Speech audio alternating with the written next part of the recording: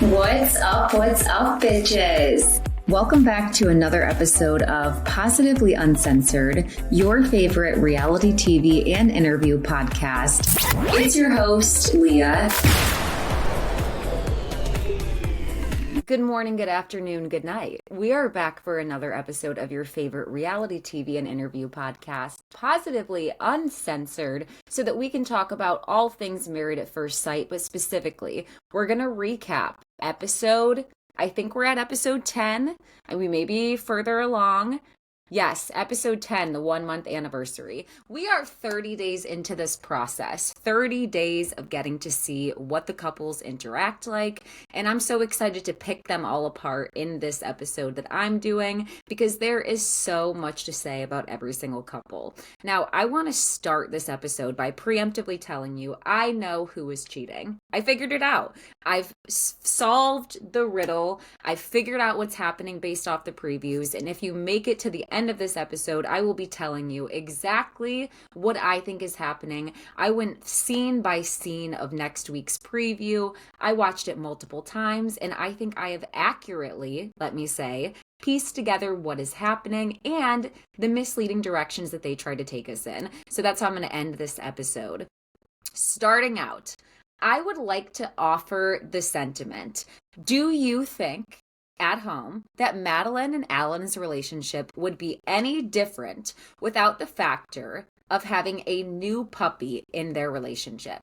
I know some people may listen to this and scoff at that thought, but if you've ever had a new puppy, it's stressful, it's time consuming, it's a whole other relationship of its own that you're exploring, and also it's just really distracting. I feel like there are moments where Alan and Madeline could potentially connect with each other and they're distracted with Luffy. So I'm not going to blame the stagnance of their relationship on that, but I actually don't think that's helping. Initially, I thought it's kind of nice, Madeline's playing dog mom, but I think that the puppy gets in the way of their relationship more than we would think. And I wonder what made Alan get a puppy so close to being selected to go on Married at First Sight. Granted, maybe he was a late selection, maybe he didn't know. I think that's interesting. So this episode, all of the couples are celebrating their 1 month, and we start with Alan and Madeline, who are looking at their wedding album together. Now, what's interesting about Madeline is that she outwardly, at least, projects like she's happy, and I think that that's part of what makes things confusing for Alan, because outwardly, she seems like she's enjoying herself. I think that it could be mixed signals where all of a sudden he feels like, okay, we're both, things are chugging along here. We're both at the same page. We both feel equally about each other. She finds me endearing and otherwise. And then all of a sudden, a conversation comes up where Madeline's like, are you sure you want to talk about this on our wedding anniversary? And we get the idea that maybe their relationship isn't that great.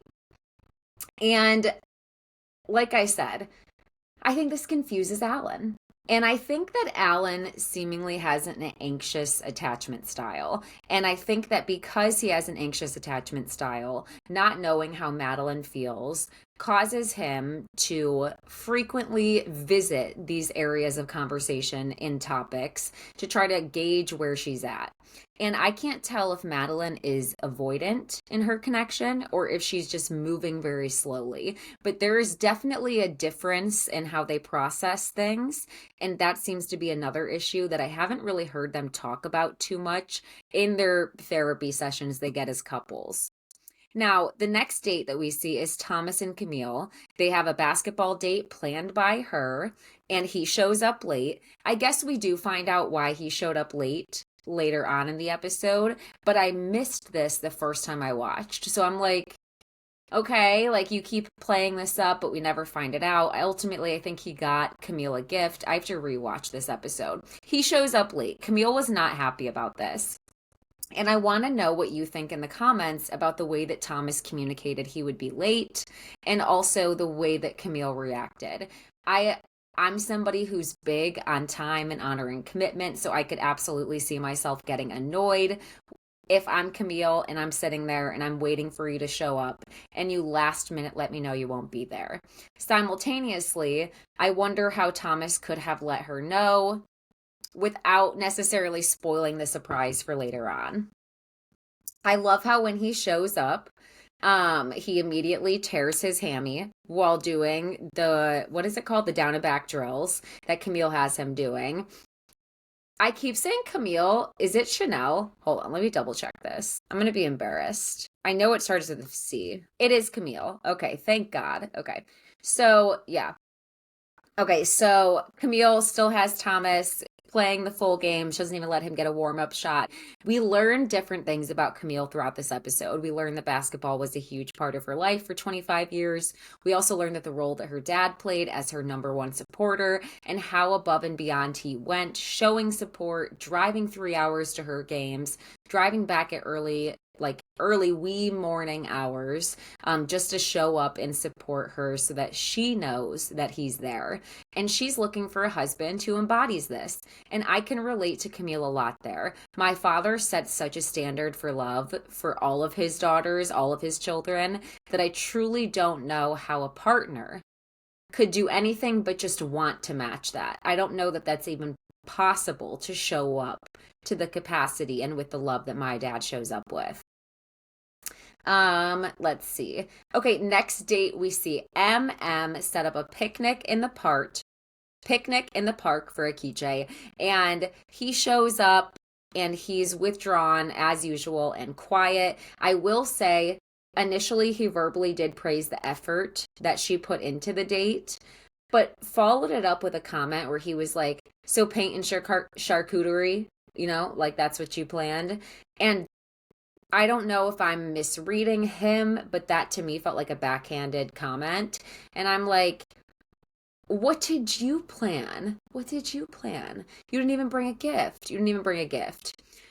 So he gives a speech that I thought was such mixed signals. He starts off the picnic talking about how halfway through the game, you can't tell what the score is going to be at the end. And M is like, okay, or it could indicate something else. And he's like, and what would that be? And she's like, it could indicate that there are maybe some not active players. And he doesn't really have a response to that because I don't think that he enjoys reflecting that mirror back on himself. I think he would much rather try to find fault in M and like make her look like the bad guy. I feel like he's tried to do that in numerous situations. But it's clear that M put effort not only into her appearance because she looked stunning on this date, but she also pays attention to things that he finds interesting. And I thought that it was worth noting that she planned an activity for them where he could lead for them. So basically she knows he's interested in painting, she knows he's good at it. He was able to lead this activity, and temporarily you see his wall come down. And I truly believe that that's because he has a lot of insecurities that he needs to go to work through in therapy. I think he is either jealous of M and her success, or once he saw her success, he immediately went to feel insecure with himself. What can I offer her? And he felt like she was making him feel small when he was making himself feel small. And I feel like he's felt like, where do I fit in as the leader? Fine, you'd be the lead then since you have money and all that stuff. And this activity was like a glimmer of kind of confirming that, in my opinion. And she gave him the chance for him to lead. And also, like never has she once implied that what he's doing isn't enough or that he can't lead. I think so. When we go from this analogy where he starts the date off in what feels like a misleading positive way, and he's like, you can't tell how things are going to go, this makes us as viewers, and probably M, feel like, okay, is there going to be a change in behavior? And then we immediately fast forward to him calling her an asshole later on in the date. And I think that Ike is a very idealistic person. I think that he would like to think that he's bringing positive energy and looking on the bright side of his relationship, but I think in reality, he's clearly not. I also think it's so interesting that he wrote a book called To My Future Woman Crush Wednesday, which you would presume would be his wife and not like some random woman. So M, his wife, isn't getting any of that he proclaims that he did all of this in-depth work on before he got here. Alan and Madeline are up next, and they do a tennis date again. Alan plans a date in her style that she enjoys, and they have a bet where if he wins, he gets a kiss from her. And I think it's very telling that when he won, she was like, technicality, like, I'm going to give you a kiss on the cheek. And it's like, on one hand, I respect that nobody should move faster than they feel. On the other hand, we are a month in, and Madeline won't even give Alan a kiss on the lips. I don't think she's attracted to him. I don't think things are moving in a positive direction there. And ultimately, I feel like she should have just said that, because Alan is willing to try to do things to make her more attracted to him, i.e. go to the gym, have a more regimented schedule, do things that she's interested in, give her more compliments. I don't know that I've seen him do that actually, but actually I have. But yet, if you're just not attracted to him, and even if he goes to the gym, if that's not going to make you attracted to him, then just say that. We fast forward to David and Michelle's sushi dinner, and David's intention was to show Michelle that he can move at her pace, do things that she enjoys, and he enjoyed the sushi that she introduced him to on the honeymoon, so he thought that that would be a good thing. And I feel like Michelle is even in questioning David's intentions with the sushi. Like, why would you pick this? It's like, because he liked it. Like, is that not a good enough answer? So Michelle is bad vibes with David. She goes directly into his outfit. Is this your big outfit for our date? Is this your big date outfit? And I've said this on my TikTok. To be fair, David's normal apparel is gym attire. He's usually on his way to the gym in like a sleeveless shirt and shorts. So I think his outfit was a step up from that. I am very curious as to what David's job is. I don't know if he said it and if I've missed it, but it seems like he's always working. It seems like that's a big factor in their relationship, and it doesn't seem like he works very close. On one hand, later on in the episode, it feels like Michelle is understanding.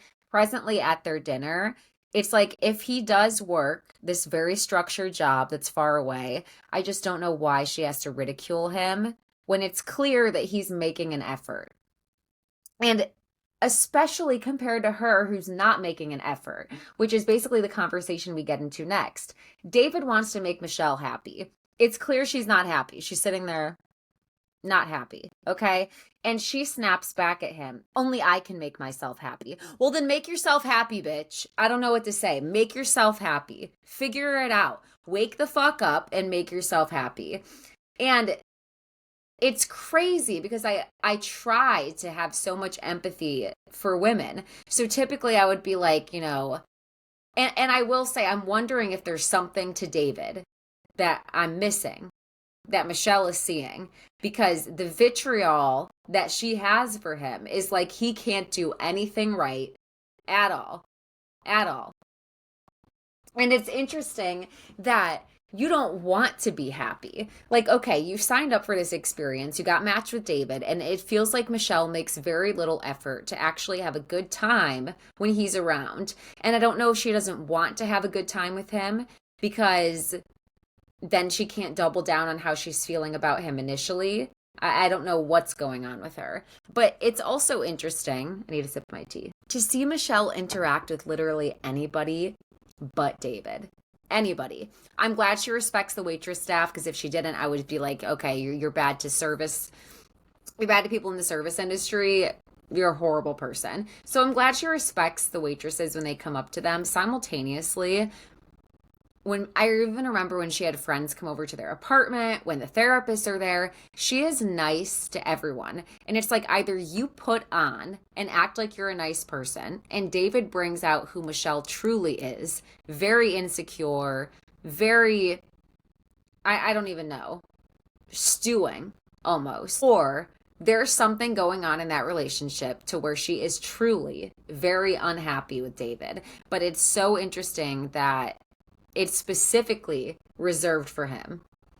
So, and one of the things that we find out on this date, and this is why I say I'm wondering if I'm missing something about David, is Michelle wants David to ask her questions the way that he's asking questions. But David brings up a good point. Why would I ask you things and what I get back is, yeah, or 1 to 3 words? What would be the point? It's like talking to a wall. The same way that he can't make her be happy, he can't make her talk to him. So I don't know what Michelle expects from David when she's really giving so little. And David admits to openly being frustrated. She's like, "Are you happy?" And I feel like she doesn't want to be the only one who's unhappy. So she's trying to make David as miserable as possible so that she can be like, "See, he's not happy either." And say to the experts, "It's not just me. I'm not his cup of tea either." When it seems like he's trying to give her a lot of grace. That's what it seems like. In the next scene, Juan takes Carla to see his work, which I think is a very interesting, and by interesting, I mean disappointing date. It's not bring your spouse to work day. It's not let them see what you do. This was supposed to be their 1 month anniversary and a celebration of that. So, anyways, we go check out Juan's work, and I think it's hilarious that he's bigged himself up to be this huge entrepreneur. And to be fair, he is. I don't want to negate his experience or anything someone does, but it made me laugh when he said, like the business side is in the back of the building. And then we pan to the back, and it's Tyler, like in pajamas at whatever time it was. And it's like, okay, so you and your buddies started a business in a warehouse and you're professing for it to be like this huge operation when it's probably not. When it's probably not. Now, at hit the workday, bad timing, Carla reveals that she quit her job. And Juan's like, be crazy, but don't be stupid. And I think that her being a hairstylist adds some context because it's not like she was working an office job that took her like 7 years to get. I understand that it does take time to move up as a hairstylist, but she's probably built a large enough base for her clientele to where she could either open up her own suite somewhere. That's what tons of stylists do that I'm friends with, or travel to her clients' homes and do their hair there. So I mean that to me is a lot less rigid of a position than if she was working in finance and all of a sudden made a huge career switch, or if she was a doctor and quit her job to stay at home. It's okay. So I think it's kind of fair that she wants to lean more into being an entrepreneur and set her own schedule and her own pace versus show up to the salon whose hours she probably wasn't compatible with while they're filming.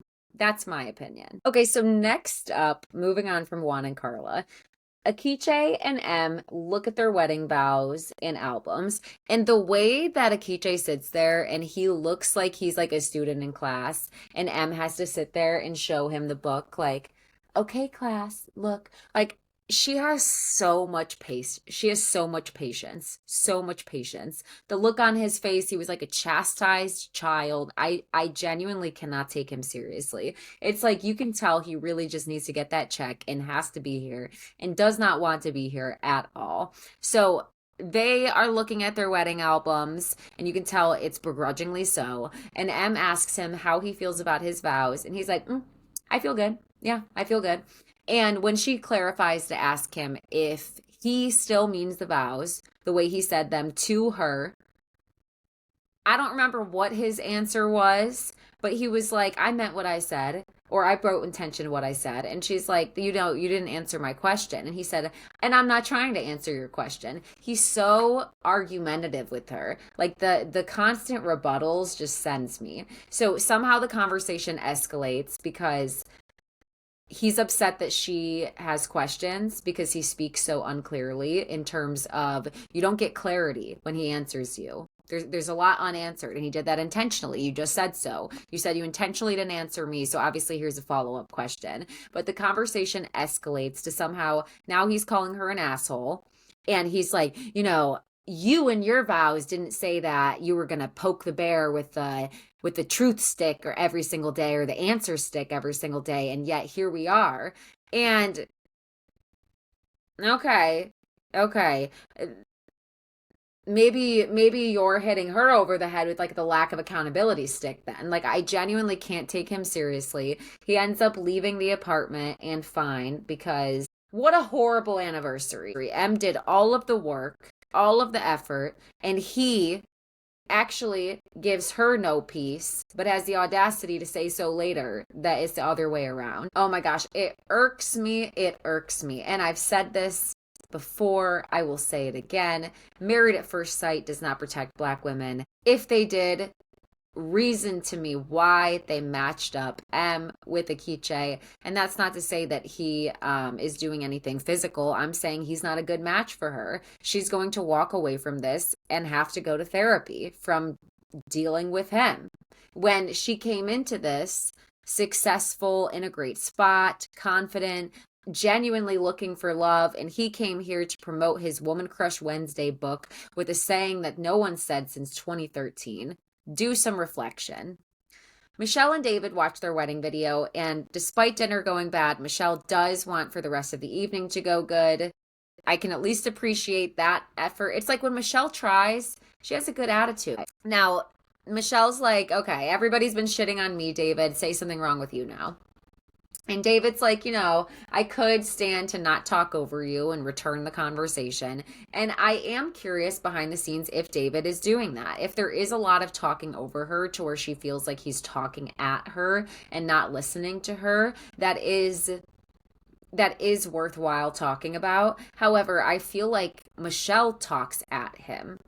Like you've heard his circumstances with his living situation, and nothing he says changes how you feel about it. So you're just talking at him in terms of things that you don't like about him. Alan and Madeline do another active date. I know his muscles are sore. And they do a ropes course. Again, Alan planned this. It's Madeline's speed. It shows her that he's paying attention to things that she's engaged in. And Alan immediately has anxious thoughts early on in the date, and as they're swinging on the ropes course, slips in a comment where he's like, I could see this working forever. And I say anxious thoughts because what he wants her to do is respond back and say the same thing. He wants her to reciprocate how he's feeling, and he feels so on edge from that earlier conversation where he got no clarity that if he can be clear and she can agree, well, then at least he'll know that they're on the same page. It gives him a way of asking her indirectly by just revealing where he's at. And so when she says that, her response is, forever is a long time. And I know, Alan, if you're an anxious thinker, I've been there, okay, and I've heard that 80% of people are, you pocketed that information. You need validation and reassurance, and you're not getting it, whether you try to do it indirectly or just directly ask her. Now we get to the meat of things because we're at the anniversary, the cast dinner, and the two people who aren't there are David and Ikechi. Again, David has his job. Ike, he tells us why he's not there in just a couple minutes, so we'll get there when we get there. Now, M has the opportunity to talk to the cast in the Sprinter van, party bus, whatever they're on, about what her experience has been like. And I found this such a frustrating conversation because nobody gave M time to tell her story.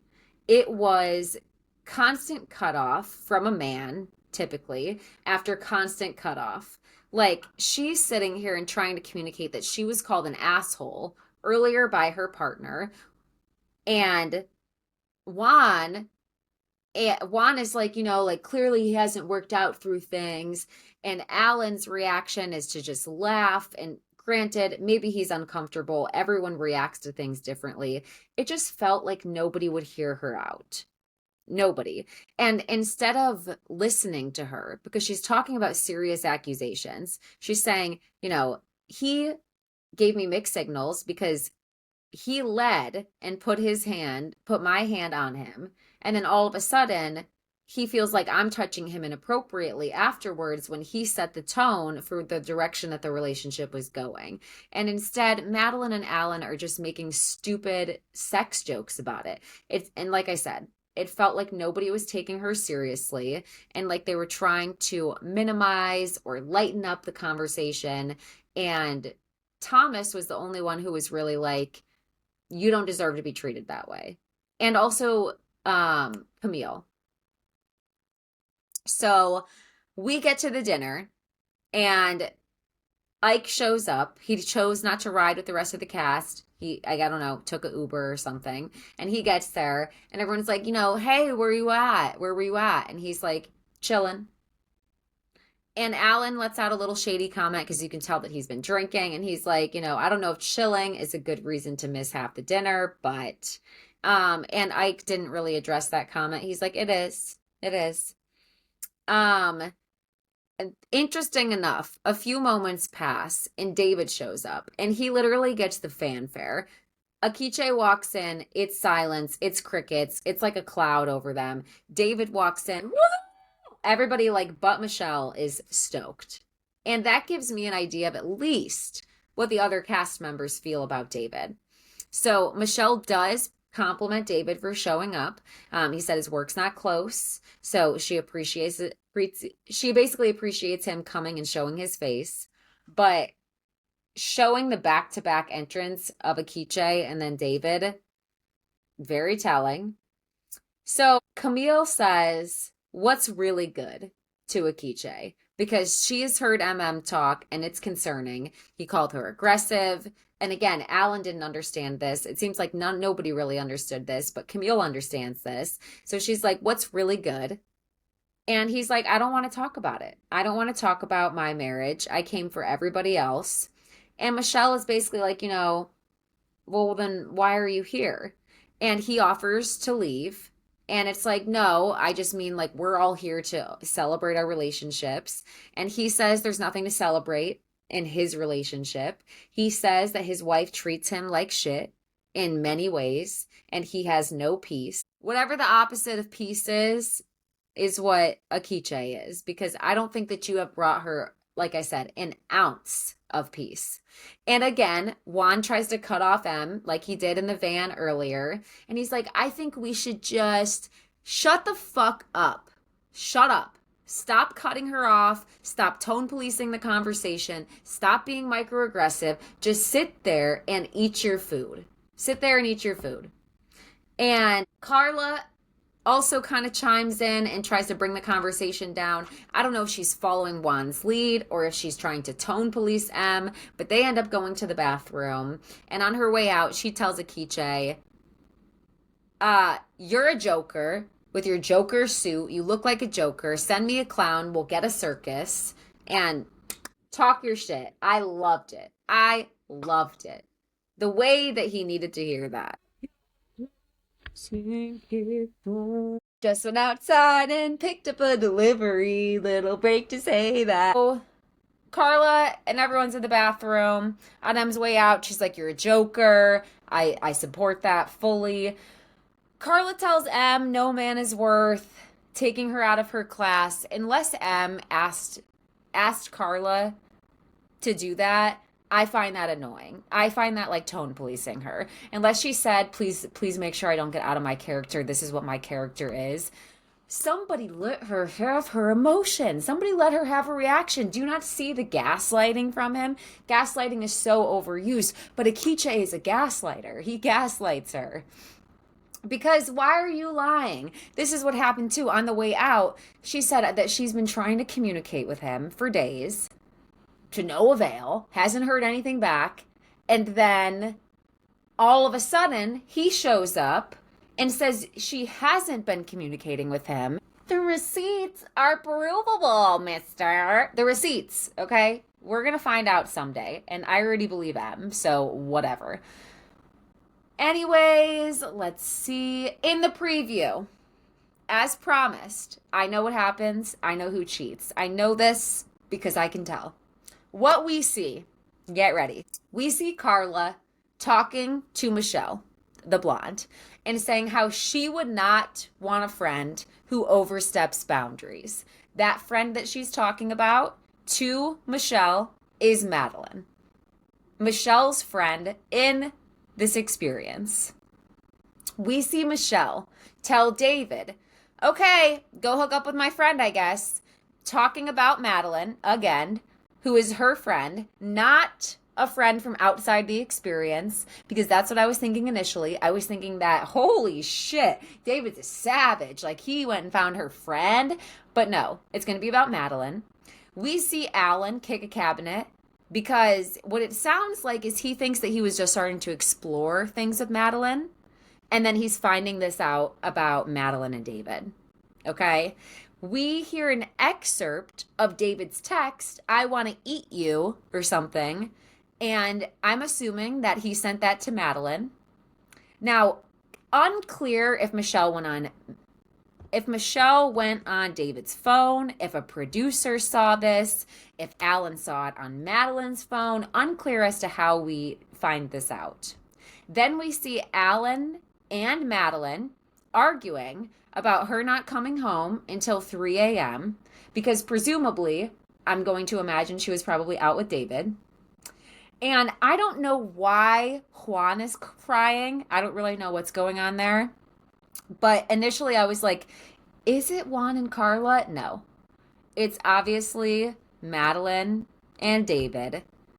And everybody finds out this week. That's what happens. That's what happens. Now, David could, in theory, have gone on a date with another woman from outside this experience, and it could be something else.